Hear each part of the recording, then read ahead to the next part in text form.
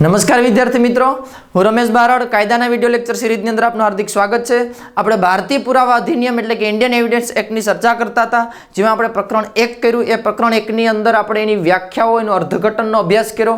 હવે આપણે પ્રકરણ નંબર 2 જે હકીકતની પ્રસ્તુતતાનો અભ્યાસ કરવાનો છે, જેની કલમ નંબર 5 થી લઈને કલમ નંબર 55 સુધી જે પ્રકરણ 2 નો ઉલ્લેખ છે, જેમાંની પહેલી જ કલમ કે ભાઈ વાદગ્રસ્ત હકીકતો અને પ્રસ્તુત હકીકતોનો પુરાવો આપી શકાય। મેં તમને લોકોને આની વ્યાખ્યા કરાવી કે ભાઈ વાદગ્રસ્ત હકીકત અને પ્રસ્તુત હકીકત એટલે કોર્ટની અંદર કોઈ કાર્યવાહી ચાલતી હોય ને એવા સમય દરમિયાન એ હકીકત છે વાદગ્રસ્ત હોય અથવા તો એ પ્રસ્તુત હકીકત હોય, એ બંને એ કોર્ટ છે પોતે જે તે જજ છે એ પોતે આનો પુરાવો લેવા માટે શું છે સક્ષમ છે। એટલે તમારે આની અંદર આખો ભારતીય પુરાવા અધિનિયમ ભણો છો ત્યારે એક જજ તરીકે તમે શું કરો છો, જજ તરીકે તમારે ભૂમિકા ભજવવાની છે કે ભાઈ જજ છે પુરાવાઓ લે છે, એટલે પુરાવાની બાબતો જ તમારે એમાં આની અંદર રાખવાની છે યાદ કે ભાઈ હું જજ હોઉં તો તમારે મારી ભૂમિકા શું, પણ ક્યાંક પછી તમારે પોલીસ પણ બનવાનું છે એટલે એ પણ તમારે મુદ્દાને યાદ રાખો। એટલે કે આની અંદર વાદગ્રસ્ત હકીકતો અને પ્રસ્તુત હકીકતો જે પુરાવાની અંદર ગ્રાહ્ય છે એવું કલમ નંબર 5 કહે છે।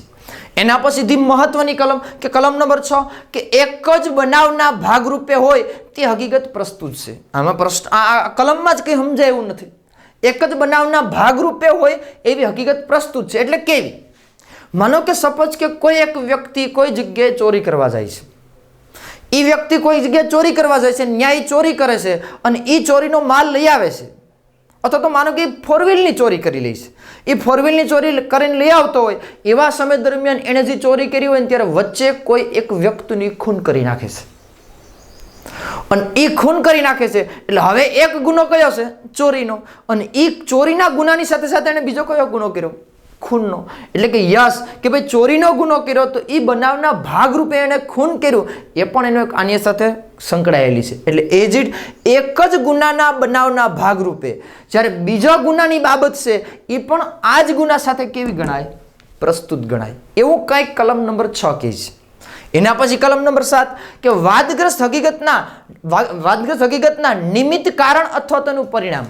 તો કે આ પ્રશ્ન વાદગ્રસ્ત હકીકત તો પહેલા તમને બધાને ખબર છે કે કોર્ટની અંદર જે વિવાદિત હોય, કોર્ટની અંદર જે વિવાદિત છે એટલે આપણે તમામ કોર્ટની અંદર જેટલા કેસ ચાલે એ બધા કેવા ગણાય વિવાદિત ગણવામાં આવતા હોય। એટલે કે વાદગ્રસ્ત હકીકત છે એનું નિમિત્ત કારણ, તો કે આ કોઈ પણ પ્રકારની વાદ વિવાદ છે એનું કારણ શું, તો કે ભાઈ કોઈ એક વ્યક્તિને ખૂન કરી નાખ્યું છે તો શા માટે ખૂન કર્યું, તો કે કોઈ ઉશ્કેરણી કરી હતી, કોઈને પૈસા નહોતા આપ્યા એટલા માટે, અથવા તો પુરાનો એના પિતાને હેરાન કર્યા એટલા માટે, અથવા તો ઉશ્કેરણી છે અને બેદરકારીથી મૃત્યુ નિપજાયું।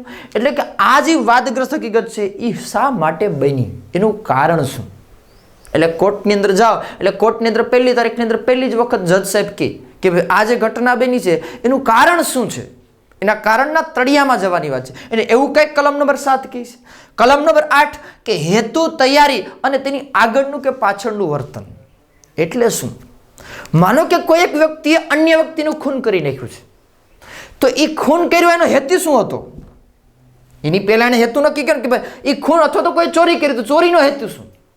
કોઈ એક બાળક છે અન્ય વ્યક્તિને કોઈ પણ પ્રકારની ઈજા કરે છે, કોઈ વ્યક્તિ કોઈને ઈજા કરે છે તો એનો હેતુ શું છે, અને એ હેતુને પાર પાડવા માટે એણે કેવા પ્રકારની તૈયારી કરી। માનો કે કોઈ વ્યક્તિને ખૂન કર્યું તો તલવાર લઈ આવે, ધારિયું લઈ આવે, અથવા તો કોઈ બંદૂક કે પિસ્ટલ લઈ આવે છે। કોઈ એક વ્યક્તિ એક્સિડન્ટ કર્યું હોય તો એ, અથવા તો કોઈને એક્સિડન્ટ કરવું હોય તો પોતે એવું કોઈ હથિયાર કે એવું કોઈ વાહન લઈ આવે।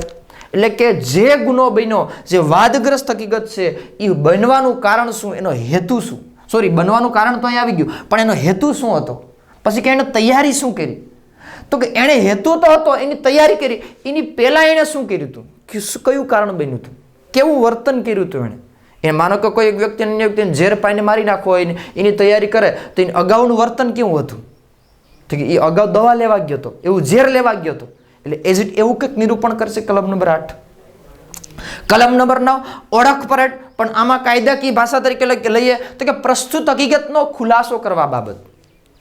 એટલે કે કોઈ પણ પ્રકારની કોર્ટની અંદર હકીકતો છે એ પણ વાદગ્રસ્ત હકીકતો છે, એની સાથેની કોઈ પણ પ્રસ્તુત હકીકતો છે, એ પ્રસ્તુત હકીકતોનો ખુલાસાની બાબતો છે। એટલે કે સપોઝ કે કોઈ એક વ્યક્તિના ઘરે ચોરી થઈ છે અને એ ચોરી થઈ એટલે જે વ્યક્તિના ઘરે ચોરી થઈ એ વ્યક્તિ ચોરને જોઈ ગયો છે, જ્યારે આ વ્યક્તિ કોર્ટની અંદર ફરિયાદ થાય, ફરિયાદના અંતે કોર્ટની અંદર વિવાદ થાય, વાદ આ હકીકતો બને કે ભાઈ આ વ્યક્તિએ ચોર પકડાયો, ચોરને પકડીને જોઈ છે, એટલે કોર્ટની અંદર એ કહે છે કે ભાઈ યસ, મારા ઘરે ચોરી કરવા આવેલ વ્યક્તિ આ જ હતો. મેં તમને લોકોને CRPC કલમ નંબર 54A કરાવી હતી. પોલીસ સામે અને અદાલતની સામે ઓળખ પરેડ છે. એવી સેમ ઓળખ પરેડની બાબત કેમાં છે? 9 ની અંદર છે. સપોઝ માનો કે ચોરીની બાબત, કોઈક વ્યક્તિ, મેં તમને વાત કરી કે ભાઈ ચોરીના ચોર કરી ગયો તો આ ચોરને જોયો હતો, એટલે કોર્ટની અંદર કોર્ટ પૂછે, એટલે મેજિસ્ટ્રેટની હાજરીમાં જ શું કરવામાં આવે છે? ઓળખ પરેડ કરવામાં આવે છે કે ભાઈ આ વ્યક્તિ તમારા ઘરે ચોરી કરવા આવ્યો હતો, તો કે યસ, આ જ વ્યક્તિ હતો. તો એક પ્રકારની ઓળખ પરેડ કરી કહેવાય. પરંતુ યાદ રાખવી, ઝાંખા પ્રકાશની અંદર કોઈ વ્યક્તિ કોઈને જોયેલો હોય અને એ સમય દરમિયાન ઓળખ પરેડ કાયદામાં ગ્રાહ્ય છે નહીં. કલમ નંબર 9 એવું કહે છે. માત્ર આ તો વ્યક્તિને ઓળખવાની બાબત છે, કોઈ વસ્તુને પણ ઓળખવાની હોઈ શકે. મને કે કોઈના ઘરે, ભાઈના ઘરે ચોરી થઈ છે, તો કે ભાઈ શેની ચોરી થઈ છે? તો ઘરેણાની. હવે ચોર પકડાઈ જાવ, કોર્ટની અંદર ઘરેણા લાવવામાં આવે, તો કે ભાઈ તમારા ઘરેણા, તમારા જ આ જ ઘરેણા છે, તો એ ઘરેણાને ઓળખવા માટેની ઓળખ પરેડ. એટલે આવા તમામ પ્રકારના ગુનાઓ અંતર્ગત જે પ્રકારની મેજિસ્ટ્રેટની હાજરીની અંદર ઓળખાણ, એનો ખુલાસો કરવામાં આવે, એ વસ્તુ એટલે શું છે? ઓળખ પરેડ છે. યાદ રાખજો મિત્રો, પરીક્ષાની અંદર સૌથી મહત્વની કલમોમાંની એક કલમ છે આ. જેટલી કલમ 32 મહત્વની છે એટલી જ કલમ 9 મહત્વની છે. એના પછી કલમ નંબર 10 કે ભાઈ સમાન યોજનાના સંબંધમાં કાવતરું કરનારે કહેલી કે કરેલી બાબતો. સપોઝ કે કોઈ એક વ્યક્તિ નક્કી કરે છે કે આપણે બ નામના અથવા તો રાજેશ નામના છોકરાને મારી નાખવો છે, ઝેર પીવડાવીને આપણે મારી નાખવો છે. એટલે આ 3 વ્યક્તિઓ નક્કી કરે, એમાં એક વ્યક્તિ છે, એ 3 ભેગા મળીને 3 વ્યક્તિ કાવતરું ઘડે છે. સમાન યોજના છે રાજેશને મારી નાખવાની. જ્યારે એકની વ્યક્તિ છે એ ઝેર લઈ આવે છે, બીજો વ્યક્તિ છે એ ઝેર તેની વાટકામાં અથવા તો કોઈક જગ્યાએ એને આપે છે, બીજા વ્યક્તિને આપે છે, ને એ ત્રીજો વ્યક્તિ છે ને એ ભાઈને ઝેર પીવડાવે છે. હવે પહેલો વ્યક્તિ છે એણે ઝેર પીવડાવેલું છે નહીં, પણ યોજના સમાન છે કે રાજેશને શું કરી નાખવો?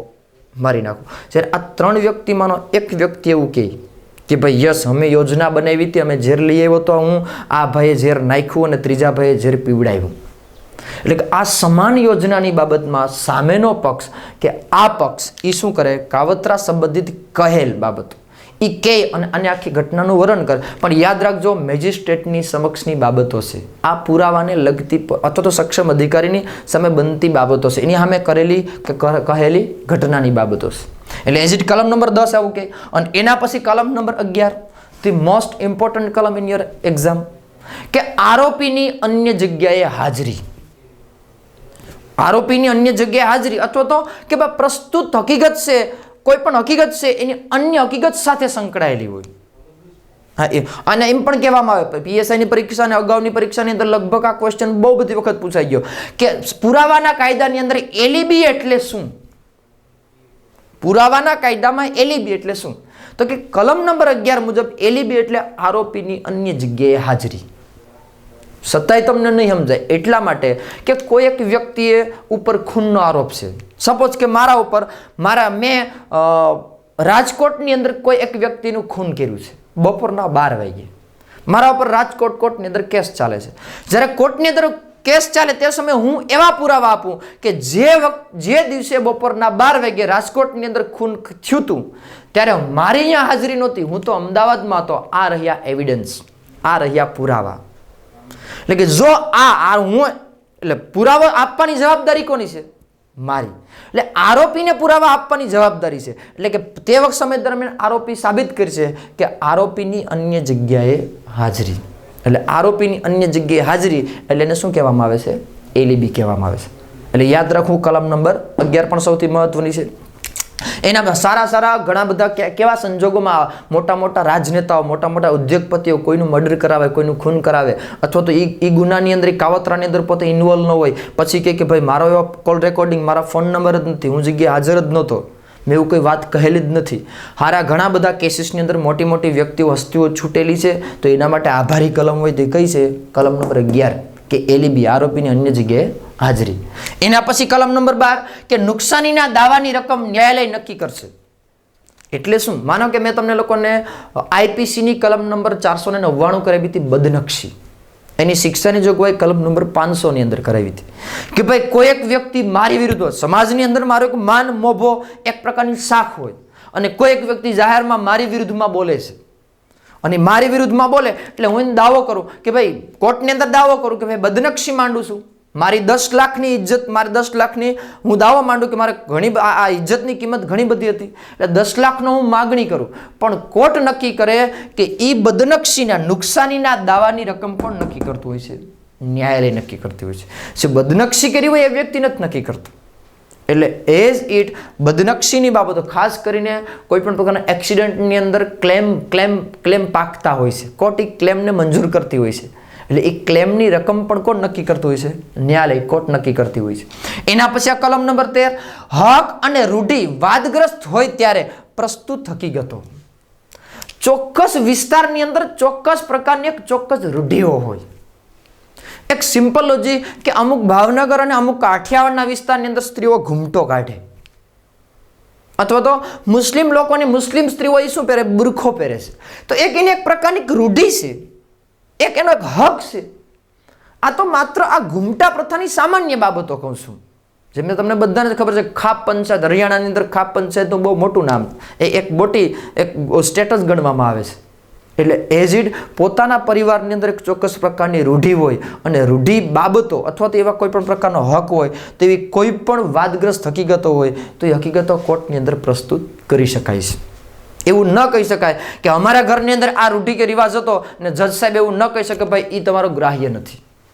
એટલે એઝ ઇટ કલમ નંબર 13 એવું કહે છે. કલમ નંબર 14 કે માનસિક અથવા તો શારીરિક સ્થિતિ. મેં તમને લોકોને આઈપીસી ની અંદર કરાવ્યું હતું, MV એક્ટ ની અંદર પણ તમને કરાવી કે પીધેલી હાલતમાં કરેલું કૃત્ય ગુનો બનતું નથી. પીધેલીમાં મેં તમને એવું પણ કીધું હતું, માત્ર દારૂ નહીં, કોઈ આપણી ઈચ્છાની વિરુદ્ધ કોઈ અન્ય કોઈ નશો કરાવડાવે, અને માનો કે હું પીધેલી હાલતમાં મને નશો કરાવડાવ્યો ને પછી હું કોર્ટની અંદર કોઈ પણ પ્રકારના પુરાવાઓ રજૂ કરું, હું કોઈ કથન કરું, દસ્તાવેજ રજૂ કરું, તો શું કાંઈ કોર્ટની અંદર ગ્રાહ્ય ગણાય? નહીં, ન ગણાય. એટલે કલમ નંબર 14 એવું કહે છે કે જે વ્યક્તિની વર્તમાન માનસિક સ્થિતિ, વર્તમાન શારીરિક સ્થિતિ યોગ્ય હોય અને એ વ્યક્તિ પુરાવા રજૂ કરે, એ વ્યક્તિ કોઈ પણ પ્રકારનું સોગંદનામું કરે, એ વ્યક્તિ કોઈ પણ પ્રકારના કથન કરે, તો જ એ કાયદાની અંદર કેવા છે? પ્રસ્તુત છે. આવું કલમ નંબર 14 કહે છે. આ પણ મહત્વની કલમ છે. એના પછી ખાસ કરીને નાના બાળકોની બાબત આવે કે ભાઈ 14 વર્ષના બાળકો કોઈ નિવેદન કર્યું, તમે બધા આઈપીસી ની અંદર ભણાય છે કે 12 વર્ષથી નીચેની ઉંમરનું બાળક અથવા તો 12 વર્ષથી ઉપરના ઉંમરના બાળકે કરેલું નિવેદન કાયદામાં ગ્રાહ્ય નથી, અથવા તો એ પુખ્ત વયના બાળકની બાબતો. એટલે એજીટી આની અંદર બરાબર લાગુ પડે છે. કલમ નંબર 15 કે કૃત્ય આકસ્મિક રીતે થયું છે કે ઈરાદાપૂર્વક થયું છે તેને લગતો પ્રશ્ન હોય. માનો કે કોઈ એક વ્યક્તિ છે, એ તમને બધાને ખબર છે વિસ્મય શાહ કેસ, રાતના 12 વાગ્યે પોતે 120ની સ્પીડની અંદર પોતાની લક્ઝરીસ કાર લઈને જતો હોય, અને એ સર્કલની અંદર પણ 120ની સ્પીડ હોય, અને એવા સમય દરમિયાન બે મોટરસાઇકલવાળા બે વ્યક્તિને એ ઉડાડે છે અને બંને વ્યક્તિનું મૃત્યુ થાય. તો એ પોતે આઈપીસી કલમ નંબર 80 મુજબ એ બાબતમાં છટકવા માગે છે કે ભાઈ મેં જે એક્સિડન્ટ કર્યું ને એ અકસ્માત છે, એ અકસ્માતની બાબતો છે. જ્યારે સામેનો પક્ષ એવું કહે કે ભાઈ સર્કલની અંદર તમે એટલી સ્પીડે ગાડી ચલાવી ન શકો, એટલે તમારું આ આકસ્મિક રીત નથી, પણ તમે આ કેવા પૂર્વક કર્યું છે? ઈરાદાપૂર્વક કર્યું છે. એટલે કોર્ટની અંદર એવી બાબતો પણ દાવા કરી શકાય, એવી હકીકતોને પણ પ્રસ્તુત કરી શકાય કે જેની અંદર આકસ્મિક કૃત્ય છે, એ આકસ્મિક ઘટના કઈ છે કે ઈરાદાપૂર્વક આ ઘટના બની છે. આવું કલમ નંબર 15 કહે છે. એના પછી કલમ નંબર 16 કે દસ્તુરના અસ્તિત્વની પ્રસ્તુતતા. પેલા તો પ્રશ્ન થાય કે દસ્તુરના અસ્તિત્વની પ્રસ્તુતતા એટલે તો કે કોઈ કામ છે ને એકદમ રેગ્યુલર ચાલતું હોય, એક પદ્ધતિસર ચાલતું હોય. જેમ કે અટાણે તો કે ડિજિટલ યુગ છે એટલે પ્રશ્ન ઊભો નથી થતો. આજથી લગભગ 7 કે 8 વર્ષ પહેલા કોઈને જોબ મળે તો એનો ઓર્ડર છે ને ટપાલ થ્રુ આવતું, પોતાના ઘરે ટપાલ આવે કે ભાઈ તમારા ઓર્ડર છે એ ઘરે ટપાલ થ્રુ આવે. એટલે ટપાલ થ્રુ આવે એટલે કોઈ સીધી એક વ્યક્તિ જેને બહાર પાડ્યો એ જ વ્યક્તિ આપવા આવે નહીં, એક લિંક થ્રુ આવે. એટલે આ લિંક પદ્ધતિસર આવે ને એને શું કહેવાય? એક દસ્તુર થ્રુ આવે. એટલે માનો કે કોઈ એક જગ્યાએ, માનો કે ગુજરાતની અંદર સચિવાલયમાંથી મારા નામનો ઓર્ડર આવ્યો છે, કે ભાઈ રમેશભાઈને પોતે નોકરી માટે તમને આની આ તારીખે હાજર થવાનું છે. હવે બિન સચિવાલય પોસ્ટ ડિપાર્ટમેન્ટની અંદર દેશે. પોસ્ટ ડિપાર્ટમેન્ટ આ જે તે જિલ્લાના પોસ્ટ ડિપાર્ટમેન્ટને અંદર આ મોકલશે. એક રસ્તા માર્ગેથી આવશે. ત્યાંથી પછી ટપાલી એટલે પોસ્ટમેન ક્યાં આવશે? મારા ગામની અંદર આવશે. મારા ગામની અંદર પોસ્ટમેન છે એ મને ફોન કરશે અને આને લેવા મને હું એ ઓર્ડર લઈશ. એટલે આમાં પોસ્ટમેન એ શું કરે? આ ટપાલ ન આપે. ત્યાંથી આખી ટપાલ ત્યાંથી પહોંચી મારા નાનો ઓર્ડર આવ્યો મારા ગામમાં પહોંચ્યો પણ મારા ગામમાંથી ટપાલી શું કરી દે? આ અટકાવી દે. અથવા તો વચ્ચે કોઈ ટ્રક છે એ ટ્રક વાળો કોઈ છે આખો શું કરી નાખે? આ મારો ઓર્ડર છે એ ખોઈ નાખે. ટપાલ થ્રુ આવેલો ઓર્ડર ખોઈ નાખે. એટલે કે દસ્તુરના અસ્તિત્વની પ્રસ્તુતતા. તો એવા સમય દરમિયાન મને ઓર્ડર ન મળે તો હું કોર્ટની અંદર દાવો કરી શકું કે મને જે પદ્ધતિસર ઓર્ડર મળતો હતો એ લેટ થયો એટલે મને નોકરીની અંદર મને કે નોકરીની તારીખમાં મારે હાજર થવાનું તારીખ વહી ગયા પછી મને મળે. લેટ થયો એ પણ એક પ્રકારની દસ્તુરની અસ્તિત્વ. એટલે કોર્ટ આવા દાવાઓ સ્વીકારશે, આવી હકીકતો સ્વીકારશે કે ભાઈ કે લિંક થ્રુ આવે છે. દસ્તુરનું અસ્તિત્વ એ કેવું છે? પ્રસ્તુત છે. એટલે એ જ આપણે ભાગ 2 ની અંદર કલમ નંબર 5 થી લઈને કલમ નંબર 16 કરીએ. આપણે નેક્સ્ટ લેક્ચરની અંદર એના પછીની કલમોની ચર્ચા કરીશું. Thank you. આભાર.